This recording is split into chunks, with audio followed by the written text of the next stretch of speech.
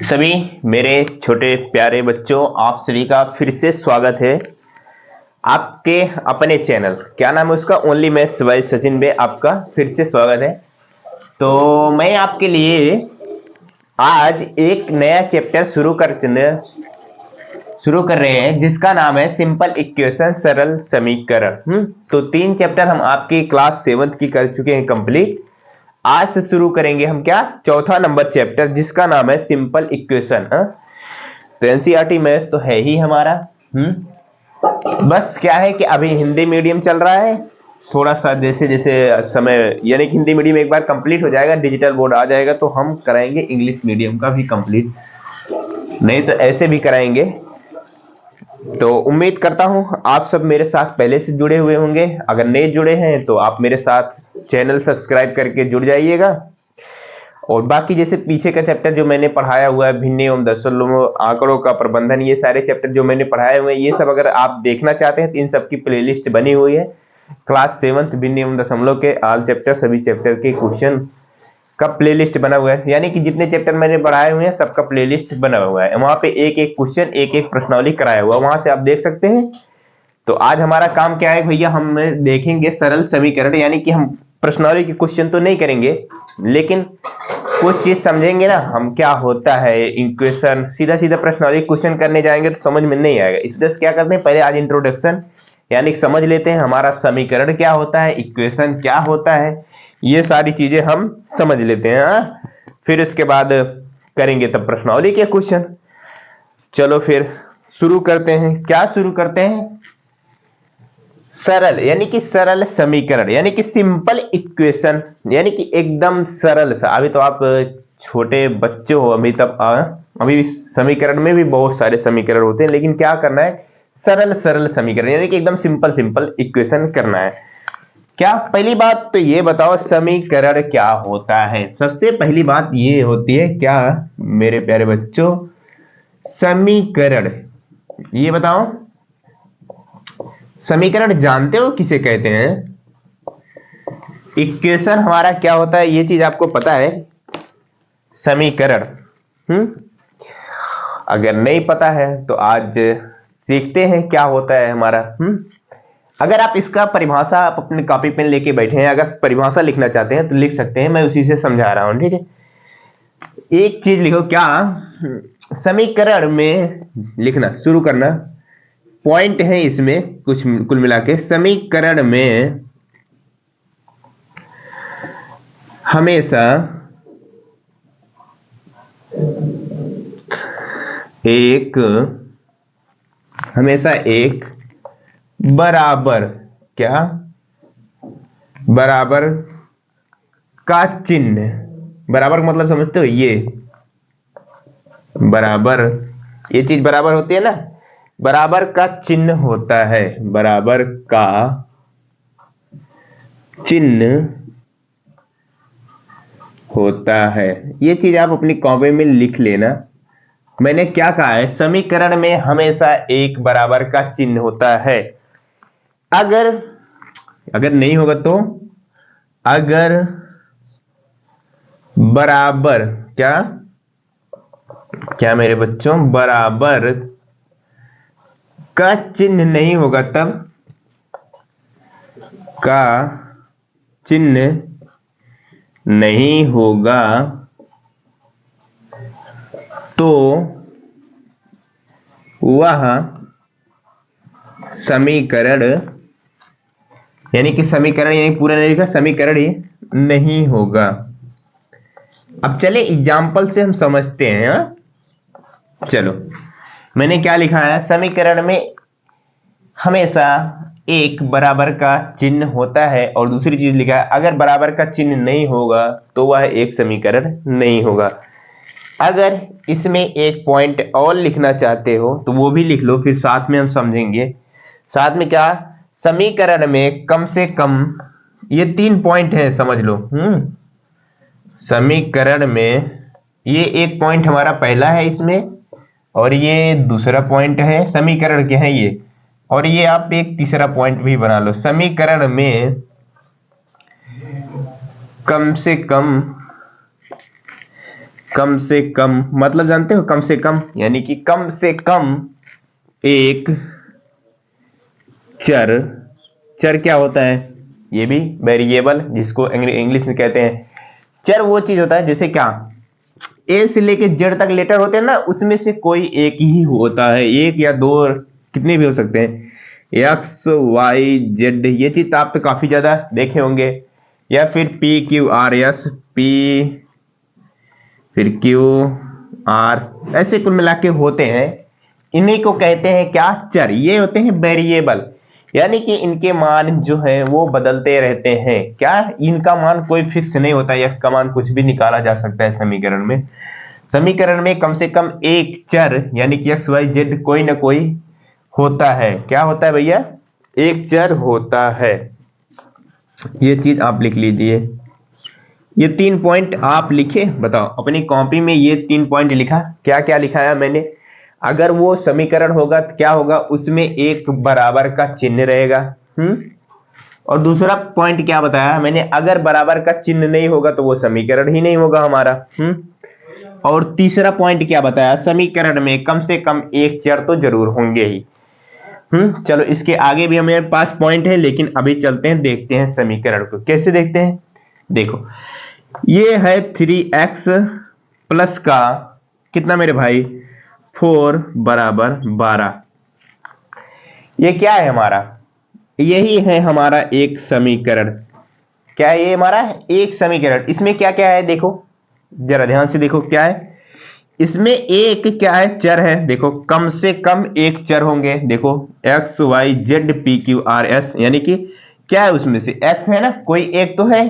चलो, और दूसरा चीज क्या लिखा है, वह समीकरण में एक हमेशा बराबर का चिन्ह होता है। ये देखो बराबर का चिन्ह है ना, बिल्कुल है।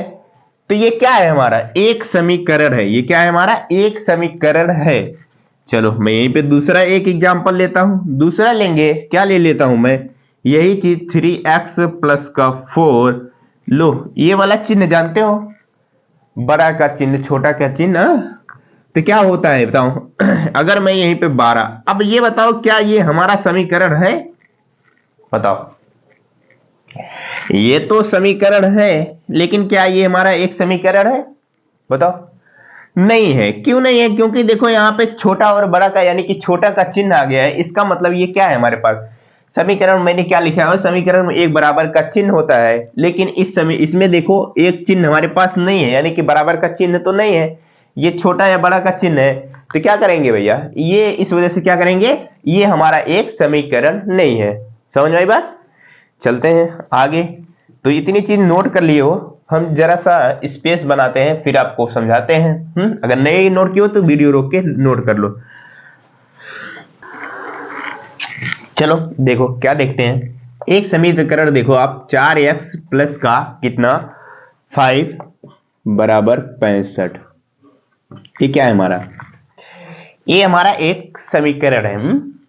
इसमें क्या होता है, एक चीज ध्यान से देखना, इसको कहते हैं बायां पक्ष, इसको कहते हैं दायां पक्ष। क्या कहते हैं?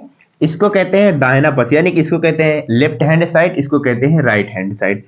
इसको कहते हैं बायां पक्ष। क्या भाई? बायां पक्ष। और इसको कहते हैं क्या, दायां पक्ष। अब क्या चीज समझना है इसमें, समझो ध्यान से समझो। बायां पक्ष और दायां पक्ष, क्या समीकरण में क्या बाएं पक्ष की जो संख्या होती है और दाएं पक्ष की जो संख्या होती है, यानी कि LHS बराबर RHS। कहने मतलब जो इसका मान है और जो दाहिने पक्ष का, दोनों का मान हमेशा बराबर होता है। क्या कहा मैंने, ध्यान सुनना। समीकरण में इनके वेरिएबल, यानी कि इनके वेरिएबल कहने मतलब जो संख्याएं हैं, इनके मान बराबर होते हैं। बायां पक्ष दाहिने पक्ष के बराबर होता है। जो x का मान जैसे यहां पे रखेंगे तो दोनों का मान बराबर आएगा। आप इस चीज को लिख सकते हैं या तो LHS यानी कि लेफ्ट हैंड साइड बराबर RHS। इसका मतलब बायां पक्ष बराबर दायां पक्ष। चलें देखें कैसे बराबर है। चलो यहां पे हम इस x का मान निकाल लें एक बार, बताओ निकाल लें। चलो निकालते हैं। ये देखो 4x, इधर जो संख्या जैसे बराबर के इधर जो संख्या रहती है जब बराबर के चिन्ह के उधर लेके जाते हैं, मैंने आपको भिन्न एवं दशमलव में खूब अच्छी तरीके से बताया हुआ है। जब क्या ये जो हमारा इधर प्लस में है उधर जाता है, क्या हो जाता है, माइनस में हो जाता है, बराबर चिन्ह 65 65 माइनस 5 हो जाएगा। ये जो प्लस रहता है उधर गया माइनस हो गया। अब बताओ 4x बराबर कितना हो गया, 60 हो गया। हो गया, x का मान निकाले कितना आ गया, 15 हो जाएगा कि नहीं बताओ। ये देखो कैसे कैसे 15 आएगा, ये इसका मान हमको निकालना है। ये 4 इधर गुणम है, इधर में आ जाएगा, भाग में हो जाएगा। जब 60 में 4 से भाग देंगे तो हमारा कितना आ जाएगा, 15 आ जाएगा। चलो देखो अब क्या, ध्यान से देखना। अब यही 15 का मान मैं यहां पे रख दूं, x का मान, क्योंकि x का मान मैंने निकाला हुआ है 15, 15 का मान यहां पे रख दूं।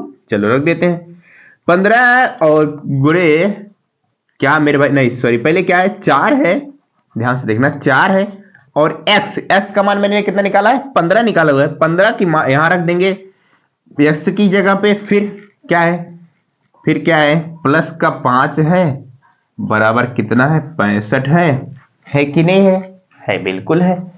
चलो क्या करेंगे, 15 चौका 60 और प्लस का 5 बराबर 65। अब 60 और 5 जोड़ेंगे, 65 बराबर 65। आगे कि नहीं आ गया, मैंने क्या लिखाया हुआ है, समीकरण में बायां पक्ष दाएं पक्ष के बराबर होता है। देखो LHS बराबर RHS, यानी कि दोनों पक्ष का मान इधर भी 65 है और इधर भी 65 है। ये भी एक चीज लिख लेना आप पॉइंट में, अगर लिखना चाहते हो तो लिख लेना, समीकरण में बायां पक्ष दाएं पक्ष के बराबर होता है। अब चलते हैं, हम कुछ चीजें और सीखते हैं। देखो वो क्या चीज है, जैसे मैंने यही अभी एग्जांपल लिया था, कौन सा, 4x प्लस का 5 बराबर 65। ये एक एग्जांपल लिया हुआ है। अगर मैं इसी को थोड़ा सा फेर बदल करूं, क्या फेर बदल करूं, 65 को अगर इधर कर दूं और बराबर 4x प्लस का 5, ये तो हमारा समीकरण है, ये तो हमें पता है। ये बताओ ये हमारा समीकरण है या नहीं है, बताओ ये समीकरण है या नहीं है बिल्कुल है। क्या चीज मैं आपको सिखाना चाह रहा हूं, समीकरण में यानी कि इधर का मान उधर कर दे, यानी कि इधर वाली संख्या इधर कर दे, चाहे इधर वाली संख्या उधर कर दे, उससे हमारा कोई फर्क नहीं पड़ता। वो चीज क्या, हमारा समीकरण ही रहेगा।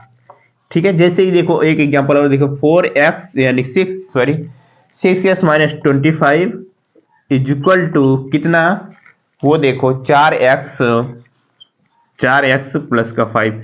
अब ये बताओ ये समीकरण है, अभी तक तो आप में लास्ट में देखा था एक संख्या थी, लेकिन बराबर के इधर भी एक चर, यानी एक चर और एक संख्या, बराबर के उस तरफ भी यानी कि दाएं पक्ष में एक चर एक संख्या। तो क्या ये हमारा समीकरण है, बता सकते हो, बिल्कुल है, ये भी हमारा एक समीकरण ही है। क्या है, अब क्या करेंगे, देखो जैसे ये 6x है, उधर 4x है, जब इसको सरल करने जाएंगे तो 4x को इधर उठा लेके आएंगे और संख्या को एक तरफ कर देंगे। तो हमारा ये भी एक समीकरण ही है। क्या है हमारा, ये भी एक हमारा समीकरण ही है। इतनी बात समझ में आई, बताओ मैंने क्या बताया आपको, समीकरण मैंने क्या बताया आपको, दायां पक्ष बाएं पक्ष के हमेशा बराबर होता है, ये चीज मैंने बताया। फिर उसके बाद क्या बताया कि जैसे समीकरण है हमारा, उसकी संख्या इधर को उधर या फिर उधर का इधर कर दो, यही जैसे है हमारे पास। अब देखो 4x प्लस का 5 बराबर कितना, यही 6x माइनस का 25। ये बताओ इन दोनों में क्या अंतर है, ऊपर वाला समीकरण ये वाला समीकरण, क्या अंतर है, कोई अंतर है, बता सकते हो, बताओ दिमाग लगाओ। ये वाला समीकरण 6x minus 25 is equal to 4x plus 5, और ये वाला समीकरण 4x plus 5 is equal to 6x minus 25, क्या इन दोनों में कोई अंतर है, बिल्कुल नहीं अंतर है, दोनों के दोनों क्या है, सेम ही है। इस चीज से आप कंफ्यूज नहीं होंगे, इधर की संख्या उधर, उधर का चर इधर कर सकते हैं, इससे हमारा कोई दिक्कत होता नहीं है। इतनी बात उम्मीद करता हूं आपको समझ में आ गई होगी। अब हम चलते हैं थोड़ा सा और आगे, कुछ चीजें समझते हैं, सीखेंगे हम। अब इसके बाद हम सीखते हैं समीकरण बनाना। आप एक हेडिंग डाल दो, क्या समीकरण बना कहां से, समीकरण हमारा आया कहां से, ये चीज भी हमको सीखना है ना। समीकरण आया कहां से, बना कैसे, ये चीज भी हम सीखते हैं। समीकरण बनाना सीखते हैं, कैसे समीकरण को बनाया जाता है। चलो हम आपके साथ कुछ सवाल करते हैं, आप उसका जवाब देना, आप खुद से देना अपने मन से, अपने फिर जब आपका जवाब आ जाए कमेंट बॉक्स में लिख भी देना आपका जवाब क्या था। चलो मैं क्या करता हूं आपके साथ, एक छोटा सा गेम होता है। चलो मैंने कोई संख्या सोची, इस चीज के लिए तैयार हो। चलो आपको जवाब देना है। मैंने कोई संख्या सोची, फिर उसमें क्या किया, 4 से गुणा करा दिया।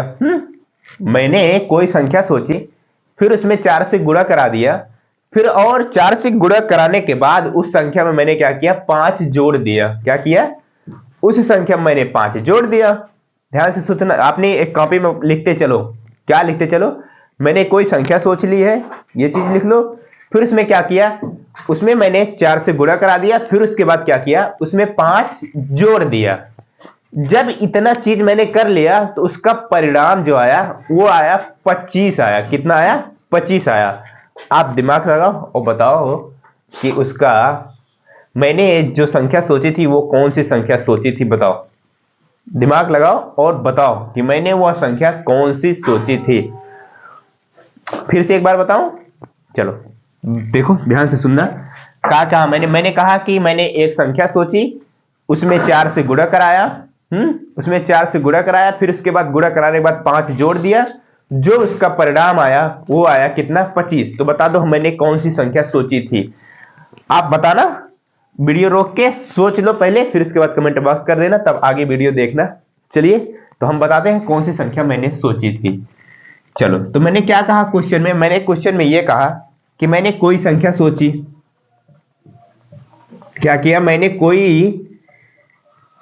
कोई एक संख्या सोची। वो कौन सी सोची है, अभी निकल के आएगा हमारा। कोई एक समीकरण बनता कैसे है यहीं से देखेंगे हम। कोई एक संख्या मैंने सोचा,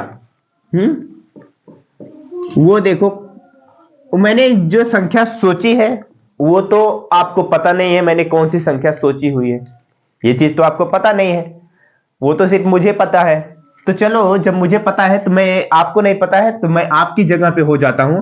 मैंने मान लेता हूं आपने, यानी कि मैंने एक्स, मान लो कोई भी संख्या सोची है जिसका नाम मैंने एक्स रख दिया। क्या रख दिया, जिसका मान मैंने एक्स रख दिया। चलो फिर क्या कहा मैंने, उसी में क्या कहा मैंने, उसी संख्या में क्या कहा, 4 से गुणा करा दिया।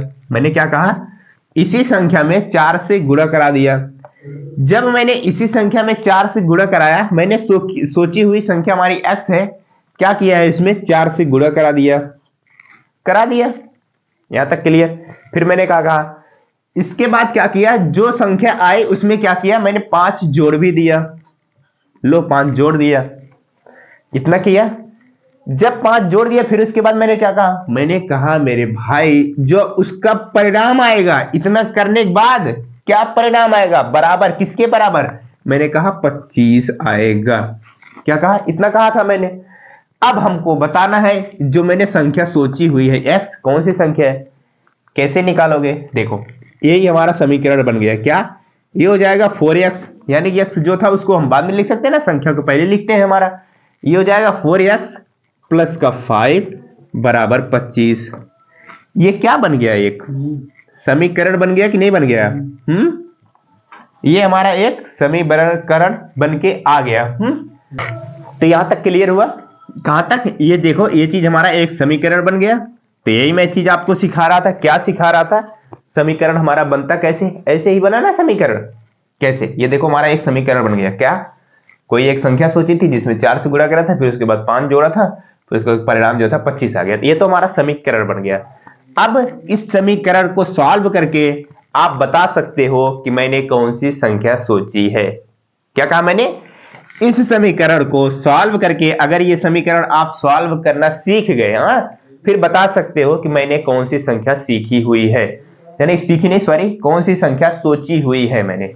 चलो तो सॉल्व करें, बिल्कुल सॉल्व करते हैं। चलो 4x, जैसे हमारे पास ये 5 है, अब इस 5 को क्या करेंगे, प्लस है तो उधर लेके जाएंगे माइनस में हो जाएगा 25 माइनस का 5। यहां तक क्लियर हुआ। अब चलो, अब देखो 4x 25 में से 5 घटाओगे कितना आ जाएगा, 20 आ जाएगा। और ये जो 4 इधर है उधर यानी जाएगा भाग में, हो जाएगा 20/4। 4 से इसको भाग देंगे कितनी बार हो जाएगा, 5। x का मान कितना आ गया, 5 आ गया ना निकल के। बताओ क्या निकल के आ गया।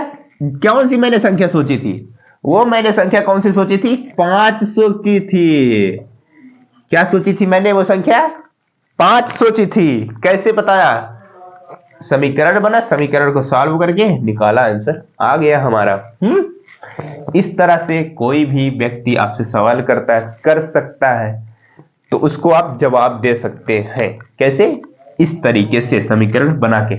देखो एक बार प्रूफ करो। चलो, मैंने क्या कहा था, मैंने कोई संख्या सोची थी, जैसे मैंने 5 सोचा है ना। अब तो आपको पता चल गया, अब तो आपको पता चल गया ना, मैंने 5 सोचा हुआ है। चलो ये देखो 5, फिर मैंने क्या कहा, 4 से गुणा कराया।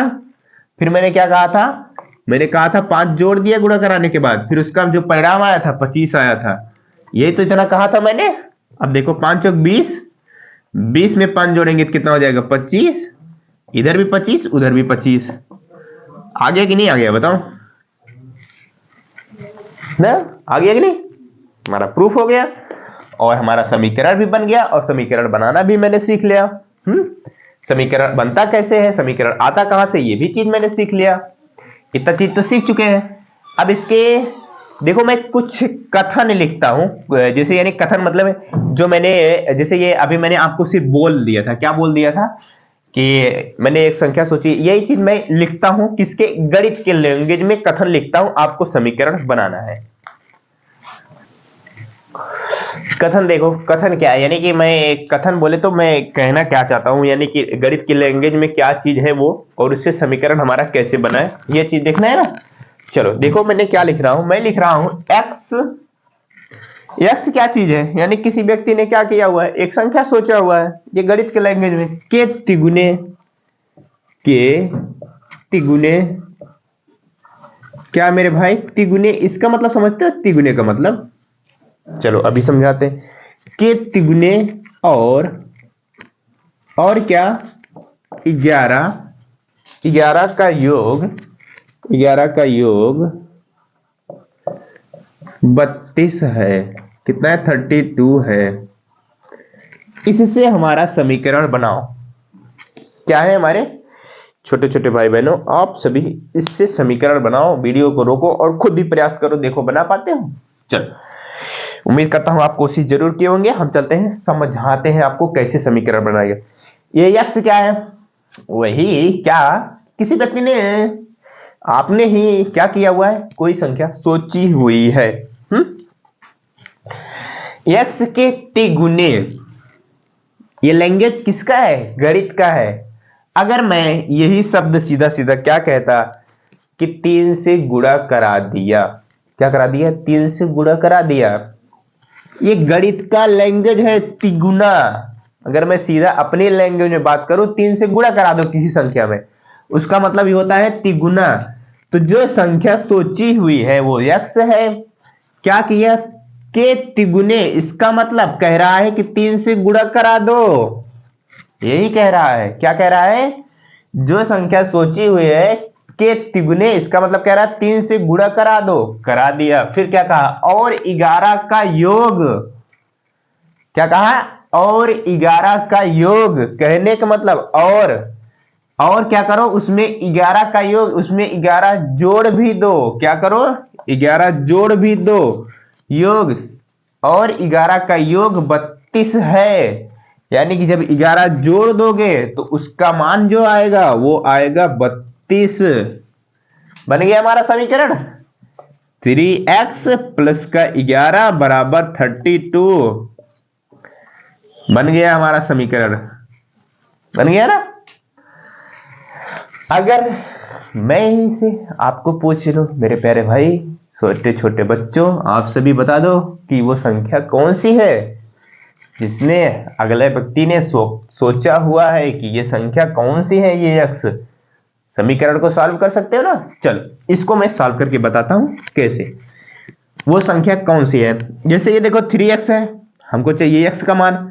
जब कोई संख्या, यानी कि एक बात ध्यान से सुनना, जैसे समीकरण में एक तो चर रहती है, चर रहता है हाँ? और दूसरी क्या रहती है, संख्या रहती है। क्या करना, संख्या को एक तरफ करना और जिसमें चर यानी कि एक्स वाई जेड कुछ भी हो उसको एक तरफ करना है। ये हो गया 3x बराबर 32 माइनस का 11। 3x बराबर 32 में से 11 घटाओगे तो कितना आ जाएगा, 21 आ जाएगा। ये जो 3 है उधर जाके कितना हो जाएगा, भाग में चला जाएगा। 21 में 3 से भाग दोगे तो आ जाएगा 7। यानी कि जो संख्या थी वो कितना थी, वो 7 सोची गई संख्या थी। क्या बताओ, आप समीकरण आप बना ले जाओगे? कोई भी लैंग्वेज में आपको दूं, कोई भी बात कहूं तो आप समीकरण बना ले जाओगे? बताओ जरा सा। गणित के लैंग्वेज में दूं, अगर आपको सिंपल लैंग्वेज में मैं दूंगा तो आप तो बना ही ले जाओगे। अगर इस गणित के लैंग्वेज में आ जाता है x के तिगुने और 11 का योग 32 है, इसका समीकरण बना के बताओ, तो क्या ऐसा लैंग्वेज आ जाता है, ऐसा कथन आ जाता है, तो क्या आप समीकरण बना ले जाओगे? अगर बना ले जाओगे तो चलो एक और करते हैं, आप बनाने यानी कि बनाना प्रयास करना बन जाएगा तो बेहतर है। देखो कथन मैं लिख रहा हूं, आप देखना कथन क्या है, यानी कि गणित के लैंग्वेज में लिख रहे हैं, आप बनाने की कोशिश करना। ध्यान से सुनना। यदि, क्या कहा मैंने, यदि किसी संख्या के, यदि किसी संख्या के, आप बनाते चलना यानी सुनते चलना, अच्छे से कोशिश भी करना। यदि किसी संख्या के, गणित के लैंग्वेज है ये सब, यदि किसी संख्या के 6 गुने में, यदि किसी संख्या के 6 गुने में, हाँ, फिर उसके बाद क्या, 6 गुने में आज है का है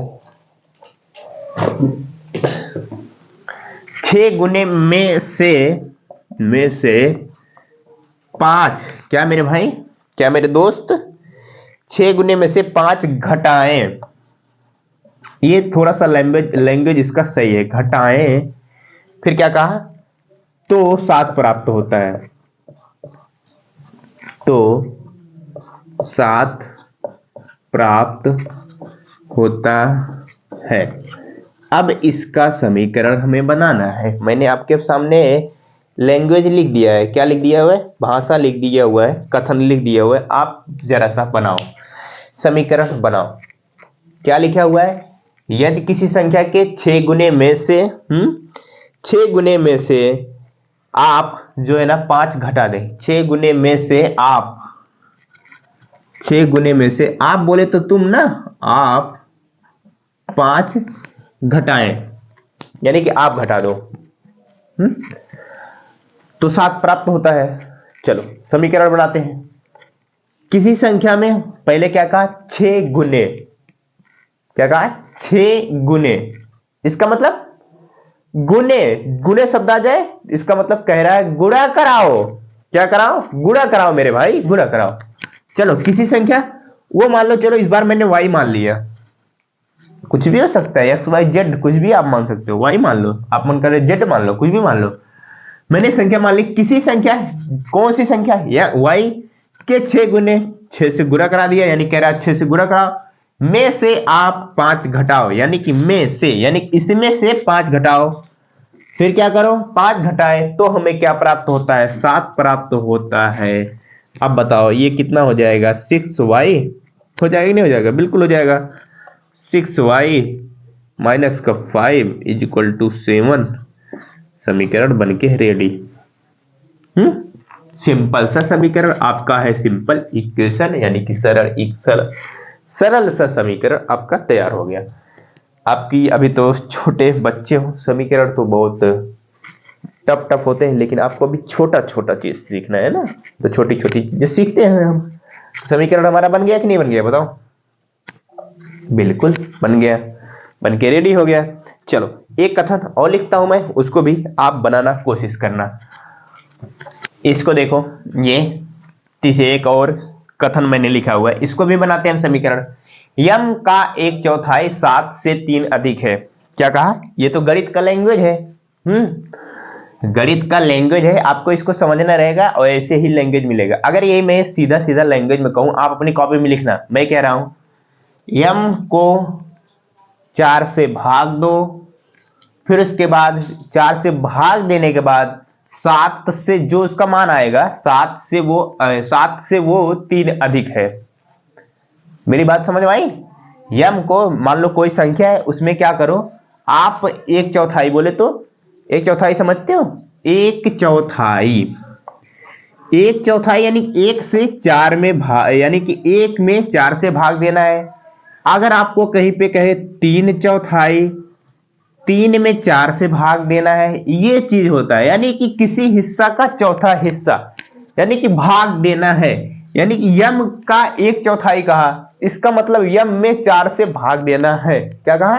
m में 4 से भाग देना है हमको। हाँ, फिर क्या कहा? m में 4 से भाग देना है। m का 1/4 7 से 3 अधिक है। यानी कि मतलब जब हम m में 7 से भाग देंगे ना, तो जो यानी सॉरी m में जब हम 4 से भाग देंगे वो 7 से 3 अधिक है। कितना अधिक है? 7 से 3 अधिक है। तो लैंग्वेज समझ रहे हो? m का 1/4, इसका मतलब 4 से भाग दे दो।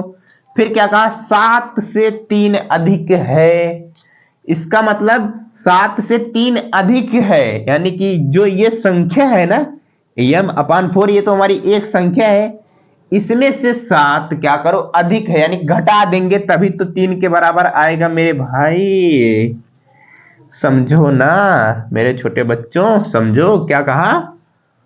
7 क्यों घटाया मैंने? इस वजह से घटाया, m का 1/4 7 से 3 अधिक है। यानी कि मतलब ये हमारी एक संख्या है, इसमें से क्या 7 से 3 अधिक है। यानी कि मतलब जब इस वाली संख्या में से हम 7 घटाएंगे तभी तो हमारा 3 के बराबर आएगा। क्यों? क्योंकि कह रहा 3 से 3 अधिक है, इस वजह से।